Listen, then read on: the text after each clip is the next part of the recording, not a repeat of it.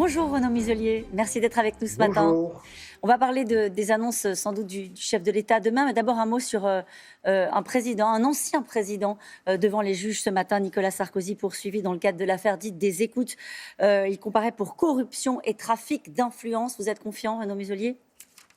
Oui, je suis très confiant, et puis il était temps, hein. Ça fait maintenant 8 ans que c'est lancé, et puis ça posera quand même des problèmes qui se doivent d'être clarifiés, hein, quand même. Comment se fait-il qu'un président de la République puisse être écouté, non, un chef de l'opposition puisse être écouté pendant près de 8 mois, et que ça c'est un problème démocratique, hein, c'est assez particulier, et parallèlement à ça, comment se fait-il qu'un justiciable, comme nous ou comme vous, font en sorte que, avec son avocat, sur ce qui est normalement couvert par le secret d'instruction, on se retrouve à ce moment-là devant un tribunal. Bon, écoutez, maintenant, on va en sortir, il va en sortir, et comme ça en passera à autre chose. Vous avez l'air de considérer que le temps de la justice est un temps trop long, Renaud Muselier. C'est un temps long, beaucoup trop long, avec de multiples rebondissements. Et puis on voit en ce qui concerne toutes les procédures qui ont été engagées contre Nicolas Sarkozy, il en est sorti toujours complètement blanchi et lavé de tout soupçon. Donc ça fera encore une opération complémentaire où il sera, à mon avis, mais on verra ce que dira la justice, largement innocenté. On va parler des annonces du chef de l'État demain, mais d'abord juste une question. Comment est-ce que vous qualifieriez ce matin, Renaud Muselier, l'état moral du pays ? Très mauvais, voire désastreux, pour une raison assez simple finalement, c'est qu'on nous explique que quand on confine, et on ne donne jamais aucun espoir. Et donc ce qui est terrible dans toute cette communication permanente, ou les décisions qui sont prises, il y a un problème d'acceptabilité. Manifestement, les explications n'ont jamais été suffisamment claires. Et donc cette absence d'acceptabilité fait en sorte qu'il y a une déprime permanente parce qu'on ne comprend pas où on va, pourquoi on est là, si ce n'est qu'il y a une pandémie mondiale, incontestablement, mais que parallèlement à ça, les décisions françaises sont difficilement acceptables parce qu'on ne voit pas d'issue.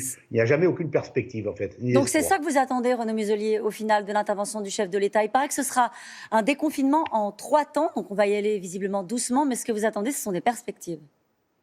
Quand on regardait ce qui s'est passé la semaine dernière, effectivement, c'est ce qu'on attend. Quand on regardait ce qui s'est passé la semaine dernière, le ministre de la Santé a donné un état des lieux avec un début de courbe. Un début de courbe qui descend. Et regardez, quand on a confiné, on nous faisait des projections, avec des projections qui nous expliquaient qu'on allait tous finir à l'hôpital. Bon, mais aujourd'hui, on n'a plus de projections.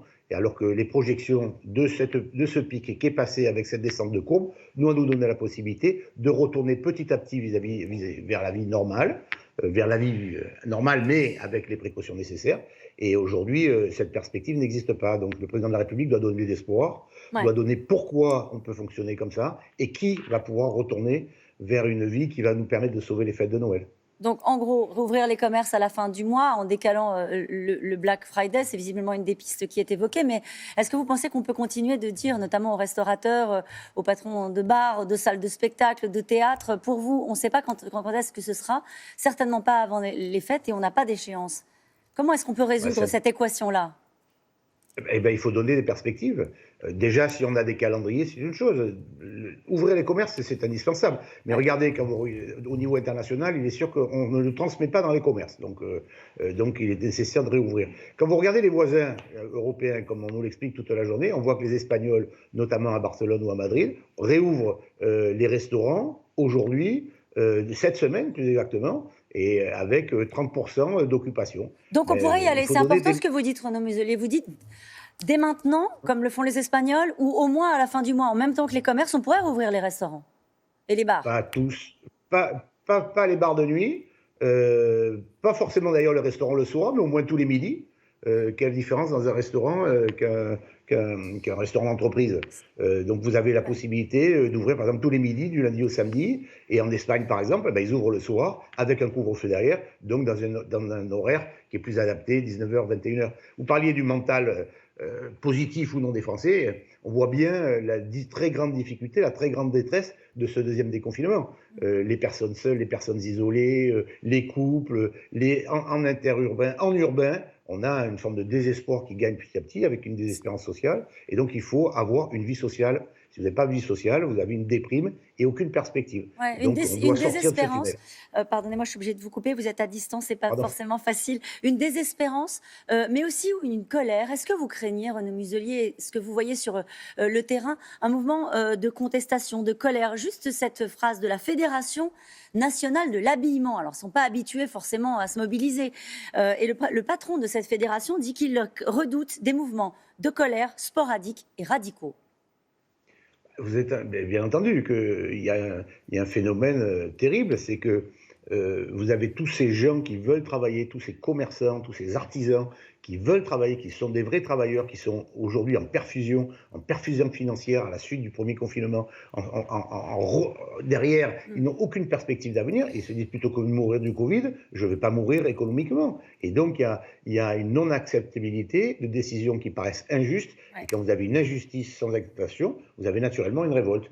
Et là, je sens bien que ça boue à la veille des fêtes de Noël, où la plupart de ces commerçants, de ces artisans, de ces restaurateurs font entre 30 ou 50% de leur chiffre d'affaires annuel. Et donc, il y a un ras-le-bol avec un sentiment d'injustice profond. Est-ce qu'il est temps de présenter un plan de vaccination français? C'est ce que va faire l'Espagne cette semaine. Je rappelle que les États-Unis vont commencer à vacciner mi-décembre. L'Allemagne met en place des centres d'ores et déjà de vaccination. Est-ce qu'il faut aller vite, être prêt? Ben, on est prêts. Nous, les régions, avec les présidents de département et les présidents des maires de France, nous avons fait des propositions pour faire comme les Allemands. En fait, on fait un copier-coller. Ouais. Ils ont 3 semaines d'avance sur nous. Donc, avec un système de vaccination. Quand arrivent les vaccins, quel est le système de réfrigération ou de congélation nécessaire? Et donc, est-ce que nos pharmacies sont adaptées? Et nous avons, au niveau des régions, comme les Allemands, qui s'appuient sur les Länder, la capacité aujourd'hui de mettre en place des dispositifs. Et on demande au gouvernement de faire un copier-coller avec l'Allemagne, ce qui permet de vacciner les cibles prioritaires, la totalité des territoires, et de le faire de façon très rapide, de façon immédiate. Mais il faudrait aussi qu'on sache quand est-ce qu'arrivent les vaccins et savoir si les Français les ont commandés, alors que les Européens, que ce soit les Allemands ou les Espagnols, on sont déjà en attente de ces vaccins. Pour l'instant, ce n'est pas le cas chez nous. Laurent Wauquiez propose de tester toute la population de la région Rhône-Alpes, Auvergne avant les fêtes. Est-ce que c'est une bonne option que vous pourriez aussi adopter en région PACA? Dans notre région, dans la région sud, on a une démarche qui est différente. Nous, on s'appuie sur l'ARS. On fait par exemple 100 000 tests sur les jeunes dans les lycées avant les fêtes de Noël pour pouvoir les isoler. Il faut avoir une politique sanitaire dans sa globalité. Et l'image de le faire dans la totalité du pays, d'une région, par exemple, il faut faire tout en même temps, c'est un peu compliqué et pas si simple. Et comme c'est une photo-bâton à un instant T, il faut avoir des mesures sanitaires derrière immédiates. Et moi, je préfère le faire avec l'ARS par l'intermédiaire de clusters que l'on dépiste. Et au fur et à mesure, à ce moment-là, on teste, on isole, on traste et on soigne éventuellement. Une dernière question, c'est le monsieur déconfinement qui est à Matignon en ce moment, Jean Castex. Est-ce que vous pensez que le sort de Jean Castex repose sur sa capacité à réussir ce deuxième mi-déconfinement? Oh, son sort, il a tellement de choses à faire. On a une crise économique, on a une crise sanitaire importante. Je pense que là, aujourd'hui, maintenant, s'il s'ouvre comme on l'a fait dans le premier confinement aux régions, aux acteurs locaux, à la décentralisation, en fait, on aura une meilleure gestion de l'ensemble du dispositif adapté à l'ensemble du territoire. On a une crise économique qui est plutôt bien gérée dans la mesure où il y a quand même des moyens financiers très importants qui sont mis en place, mais ça ne règle pas le problème du désespoir de ceux qui veulent travailler et qui se sentent mourir. Puis il y a une crise sociale qui est derrière et qui arrive et qui est nécessaire à traiter avec aussi ce qu'on vient d'avoir dans le cas du terrorisme avec le professeur Paty. Et donc on se retrouve là à ce moment-là avec 4 crises de front. Ouais. Et c'est le rôle du Premier ministre d'arriver à traiter tout ça en même temps, c'est pas facile. Bon, merci beaucoup Renaud Muselier d'avoir été avec nous ce matin. C'est à vous, Laurent.